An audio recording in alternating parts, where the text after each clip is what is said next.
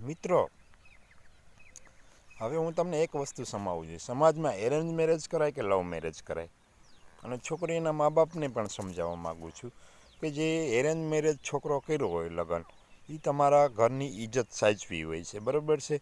એ તમારા ઘરે જાન લઈને આવ્યો હોય છે, તમારી ઇજ્જત સાચવી હોય છે, અને તમને સમાજમાં તમારું માથું ઊંચું કરીને ચાલવા દે છે. એ જ છોકરો જો કાંઈ ભૂલ કરે તો તમે એને દહેજના કેસ કરો છો, કોર્ટના ચક્કરે ચડાવો છો, બરાબર છે. અને એ જ છોકરાને તમે ખોટા ખોટા દહેજના કેસ કરો છો, ખોટા ખોટા ન છોકરીને મારી હોય તો મારવાના કેસ કરો છો. ભાઈ, તમારી ઇજ્જત બચાવવાવાળો વ્યક્તિ એરેન્જ મેરેજવાળો છે, લવ મેરેજવાળો નથી. અને એની જગ્યાએ સામે લવ મેરેજ કર્યું હોય, છોકરી દુઃખી થતી હોય તો ક્યાંય છૂટાછેડા થતા નથી. મા બાપે કહેતા નથી કે બે છોકરી તું છૂટાછેડા કરી લે. એરેન્જ મેરેજમાં જરાક ભૂલ થઈ જાય ને તો તરત છૂટાછેડા લઈ લે.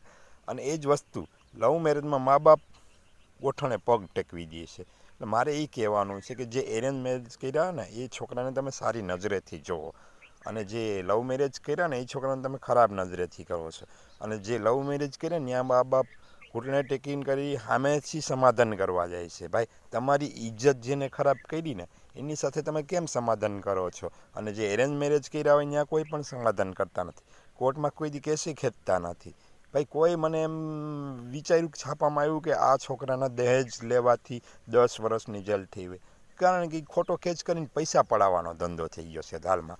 એટલે શું છે કે તમે જે સ્ત્રીના કાયદાનો ખોટો ઉપયોગ કર્યો છે. ભાઈ, જેને દહેજ લીધું એના ઉપર કેસ કરો એ અમને કંઈ વાંધો નથી, પણ જે તમે ખોટા કેસ કરો ને ઉપરવાળો જોવે છે, ક્યારેય નહીં મોકલે, ક્યારેય તમને નહીં મૂકે. ભાઈ, જો તમે ખોટા કેસ કરશો ને તો ઉપરવાળો તમને નહીં મૂકે, એટલું યાદ રાખજો. એટલે ખોટી કેસ નહીં કરવાનું. સાચી જો તમારી પાસે દહેજની છેતરપિંડી થઈ હોય તો તમે દહેજનો કેસ કરજો, અમે ના નથી પડતા.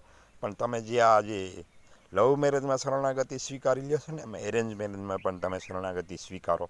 કારણ કે આ છોકરાને છે ને અન્યાય થઈ રહ્યો છે. અત્યારે કેટલા છોકરા પરણિત આત્મહત્યા કરી લીધી છે, કારણ કે એ છોકરીના ત્રાસથી કંટાળી ગયા હોય છે. એટલે એટલું યાદ રાખજો, તમે એલર્ટ થાઓ ને છોકરીના મા બાપને એટલું કરો. જે તમે લવ મેરેજમાં લેટ ગો કરો છો ને, એમ એરેન્જ મેરેજના છોકરા એરે પણ લેટ ગો કરીને એનું ઘર સંસાર ચાલવા દો.